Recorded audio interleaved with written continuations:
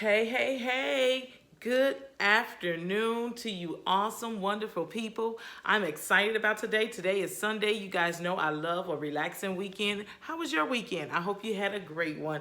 But there is a word from the Lord today, guys. I thank God for my awesome couples, my powerful, wonderful couples. I am so excited about the word today because have you ever been in a situation where you and your family, people in your family were at odds about something, and you found yourself looking at the family like, man, y'all so dysfunctional. Have you ever have you ever seen that?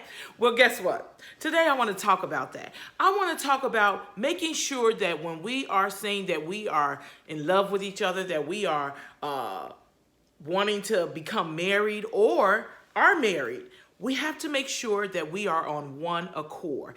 It is nothing like seeing a dysfunctional family, okay? Somebody who says that they love each other, but they are at each other's throat. So that means that we're kind of not on the same page here.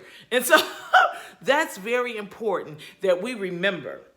I have a couple that wants to talk about getting a home together, purchasing a home. That is so important. I remember when me and my husband, we were excited about purchasing a home, but we had to remember to be on one accord and we had to keep God first. It's important. We can't. You know how people try to make cakes and all this and they don't have all the ingredients. Ain't no use to trying to make that cake if you ain't got everything you need.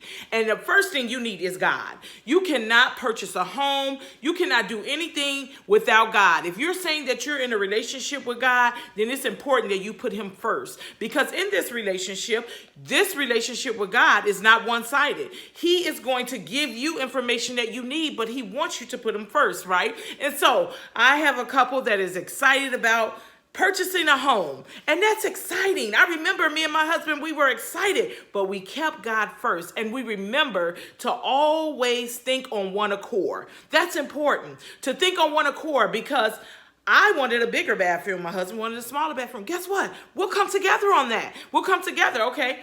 Because, listen, Marquita ain't sharing no bathrooms. If y'all know Marquita, she got to have her own. You know what? I digress about this whole situation. Let's just talk about this house, period. Okay? But I'm just saying, I'm just being real. Now, there are some things that you as a couple are going to say, well, I feel like we should have this. Whatever it is, you guys come on one accord with it. It's important to pray to God about it. Are your finances together? Are you ready as a couple to purchase a home, trusting God? And when I say as a couple, I mean as a married couple, of course, right?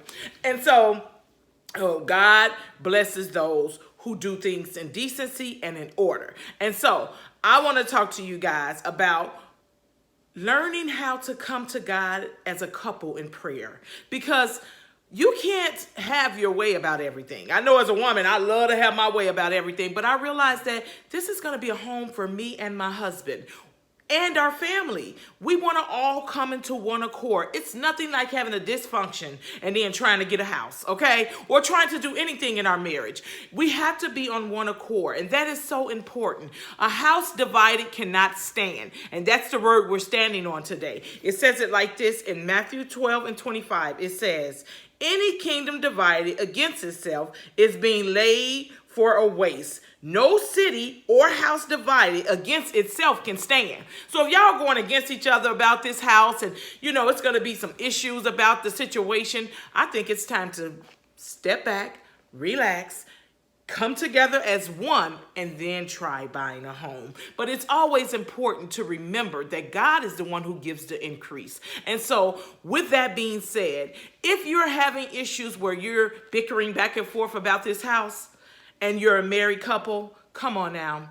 I'm saying this. I want you guys to remember that when God does things, it flows. You don't have disruptions. And so it's important that you put God in it and you allow him to do it. I remember purchasing my home. I was so excited, and God showed us the exact home that we wanted. We had to get a realtor, but in reality, we did our own work, because when God is in it, he'll tell you everything you need for that home, and he'll also fill it with love. And so it's important that you follow God's direction here, that you pray. And remember, Without God, you can't do it. The word of God is so important. In Psalms 127:1, this is what we stood on and we got our home. Unless the Lord builds that house, the builder builds it in vain. So it's important that you don't waste your time trying to do things without God in it, because without him in it, you can't do it. It's important to put God in it if you want your home to succeed and you want to be able to pay them payments, because God is your source, not your job. And so it's important that you put him in everything. I love you guys.